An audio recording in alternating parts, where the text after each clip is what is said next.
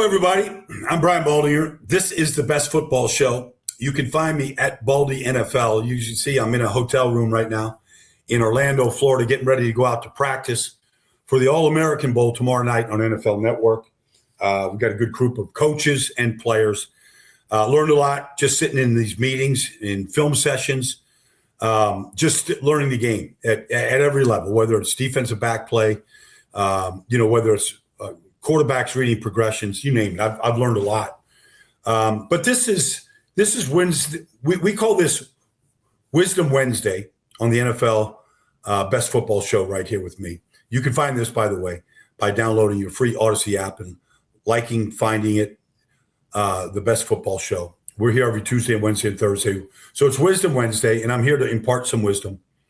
And the first thing I want to say is, as we look forward to Championship Sunday, is you can't hide your quarterback.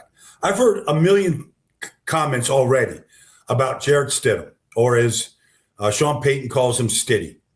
And like the idea that you can just, we'll work around the quarterback. We'll play defense and run the ball. Well, okay. This is Championship Sunday. You're getting the very best. The New England Patriots finished the season ranked number 4 in defense. They just showed you what they could do against Houston last week. Denver finished number 3 in defense. You're seeing great defense. Seattle is the number 1 ranked defense in football. The Rams are number 10. You're going to see the best defenses you've seen all year. Seattle just spanked San Francisco 2 times in 3 weeks, week 18 and last week. San Francisco didn't score a touchdown against them. You can't hide your quarterback. Even if you look at last weekend's game with Drake May, yes, he fumbled the ball, put the ball on the ground. That's what Will Anderson does. All right, he gets to the quarterback, and he forced a couple of fumbles. They recovered some they didn't. But he made a great throw, a great 7-yard touchdown throw to Stephon Diggs. It was as sticky and tight a bracket coverage you can get. He put the ball in the only place that Diggs could catch it, and then catch it and tuck it and score. And then, the finishing touchdown throw to Kayshon Boutte was a great throw. Great catch, one-handed catch. He stacked the corner, got some separation, put his paw out there. He's been their deep threat, and Drake May put it right on him. Like, as much as Drake May is still learning, but look, the guy made great throws to get to the Championship Sunday. You can't coach this game. Sean Payton knows this too. You can't coach and game plan this game to hide your quarterback. You can't. There's going to be third downs, 2-minute drill. You got to come back and win the game. Your quarterback has got to win for you at some point. I mean, I go back to when Nick Foles took over for Carson Wentz in 2016, 10 years ago, 9 years ago, I guess. And, Nick Foles came in after Carson got hurt against the Rams in week 15. And he was terrible against the Raiders on Christmas Day. He was terrible. And then he wasn't very good against Dallas in one half of play week 17. But against Atlanta in the playoff game, he made a couple throws. Matt Ryan missed Julio Jones at the end to win the game. So they get to the second round against Minnesota. And lo and behold, Nick Foles started making throws. And they blew Minnesota out. And then in the Super Bowl game, I counted 10 incredible throws. He outdueled the great Tom Brady and was the Super Bowl MVP, and rightfully so. Like, they didn't try to hide Nick Foles. Nick Foles is a household name in this business because once you win a Super Bowl, they can never take it away from you. He's commenting on Jarrett Stidham right now, wherever Nick is at, I'm not sure where, his home is these days. But the idea that, okay, and then, even, with Seattle playing the Rams, like, you can't hide Sam Darnold. Sam Darnold has helped Seattle become the number 1 seed. Jackson Smith-Njigba was the number 1 ranked and highest ranked receiver in the league this year. He won the receiving title, most receiving yards. Yeah, there's Puka Nacua on the other side with 126 catches. Jackson Smith-Njigba had more receiving yards than anybody. He got there because Sam Darnold made one great throw after another. Now, Jackson Smith-Njigba is a hell of a player, man. He's a great route runner. We're going to see great route runners with Devontae and Puka And, Rashid Shaheed is good. We'll get to him in a second. But Jackson Smith-Njigba is as good as anybody in this business. And he can play inside, he can play outside, you can game plan, whatever. But this idea that, okay, Sam Darnold has led the league in turnovers with 20 interceptions and fumbles lost. You can't hide Sam Darnold in this game. If he turns the ball over, the team's got to be good enough to overcome it. That's all there is to it. But, you hope that he's aggressive. If he turns the ball over, he's making the right read, he's making the right throw, something happens, great defensive play, balls tipped, whatever it might be. Your team is either good enough to overcome it or they're not good enough to overcome it. Houston wasn't good enough to overcome the play of C.J. Stroud last week. As good as that defense played, they weren't good enough to overcome them. And so that's my number one piece of wisdom this week is don't try to hide your quarterback. You can limit maybe some of the throws, keep it a tight game with playing good defense, all that kind of stuff. At some point, your quarterback is going to have to win the game for you. He's going to have to make some throws, like I said, like Drake May made last week, like Nick Foles made almost a decade ago. Second piece of wisdom is this. This is the Super Bowl takes care of itself. This is Championship Sunday. And so whether it's New England, Denver at 3 o'clock or the Rams, Seattle at 6:30, when you're game planning for this week, you got to let it all fly. Whatever it is, anything that you're holding back that could help you win a game, things that you've practiced all year long, a deceptive play, a return change, a block punt, field goal attempt, whatever you've got in your bag, you got to let it fly this week. The Super Bowl will take care of itself. You got 2 weeks to get ready, 2 weeks to self-scout yourself and the opponent to get the best possible game plan you can. This is the week. You're on a 7-day schedule here, getting ready for this game. Everything's on Sunday. A team like Seattle's got an extra day, whatever. This is when you've got to let it fly. Like just hell-bent for leather. Let's just whatever. And everybody practices certain things and you save it. For example, in that Super Bowl I'm talking about with Philadelphia and New England, they had that Philly special. I talked to Doug Peterson about this. That Philly special was from 2 yards out, not 1 yard, and not fourth down. But when Nick Foles came over and said, how about Philly special, coach? It was in the game plan. And it wasn't for that situation, but it was probably the difference in the game, scoring before the end of the half like that. So the point is, we saw, halfback passes. We didn't know in round one against Philadelphia that, Juwan Jennings could throw the ball and he throws a touchdown pass to Christian McCaffrey. And it's the proverbial, to break the camel's back, that throw. But that's what it's going to take.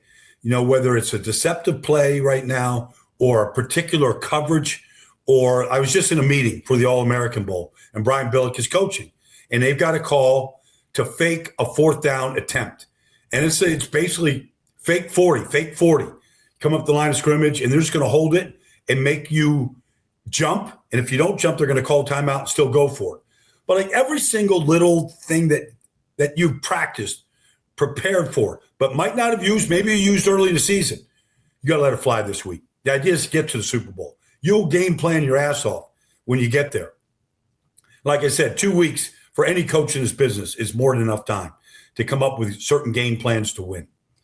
And then obviously last week, we saw some horrendous, like the football is a bar of gold and you've got to treat it like a bar of gold and you've got to protect it like a bar of gold. And we saw games where it was just sloppy as hell, really sloppy.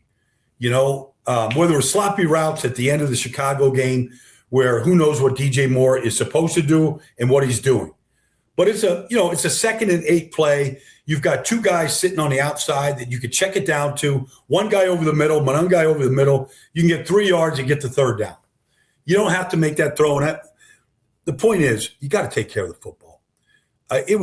CJ was way too loose with it, way too loose.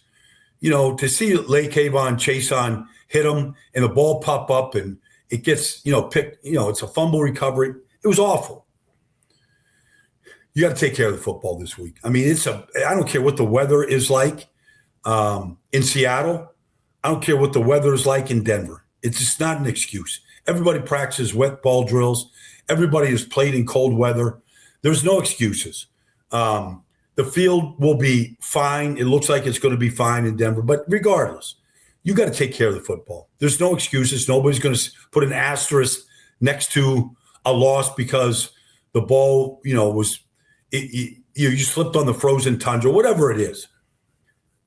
Take care of the football. It's paramount. Last year, the Philadelphia Eagles went 4-0 in the postseason. 4-0. They had 13 takeaways in those 4 wins. They won. If you think back to the divisional round, all right, against the Rams, there was, Jalen Carter punching the ball out of Kyron Williams' hands. It probably changed the game. You got to take care of the football. It's got to, and way better than in the games that we watched last week. It was not good. It wasn't good football last week. And so if you want to advance, you got to win the turnover battle. You're not winning these games because all these defenses are good. You're not winning these games and losing the turnover battle. It's just not going to happen. And then I think the last piece of wisdom, and we saw it last week, San Francisco kicks off to Rashid Shaheed for Seattle, opening kick of the game. And I'm watching it and I go, most teams on kickoff return put 2 returners back deep. All right, one or the other is getting the ball. Not Seattle. Seattle puts Rashid Shaheed back there. He's the only guy returning it.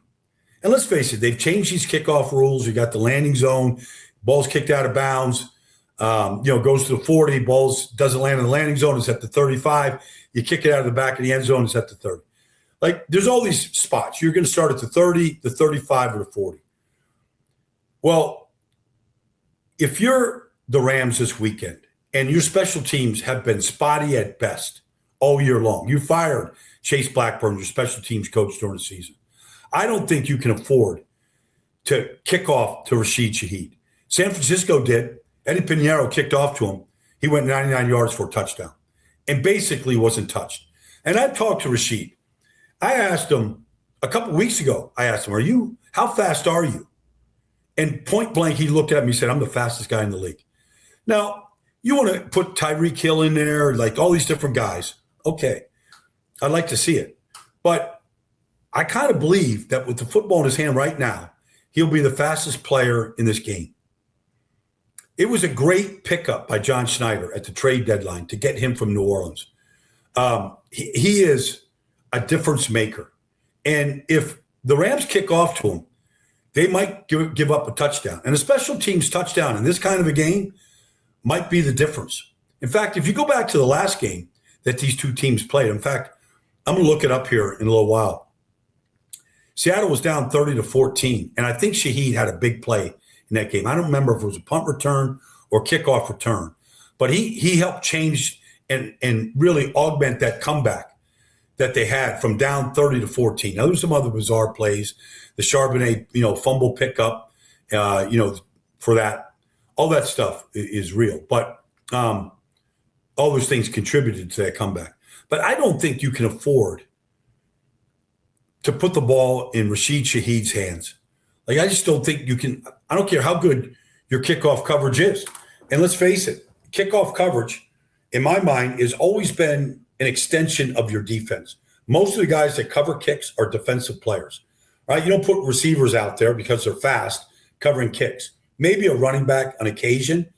But basically, your linebackers, safeties, defensive backs are coming down the field, covering your kicks. It's an extension of defense. Anytime in this championship Sunday, a return is made and the coverage team keeps the returner inside the 25-yard line, that is a huge win for the defense. I mean, the thought that, let's just say you start at the 22-yard line versus the 30, the 35, or the 40 in some cases, that's just a huge, huge advantage. If you get the ball at the 35-yard line, get a first down, you're basically at midfield. And in today's world, you're at midfield. You're already in scoring range. You're already looking at 65, 66-yard field goals that we've seen made this year. So it's a big difference. Field position is going to be huge, and Shaheed changes field position.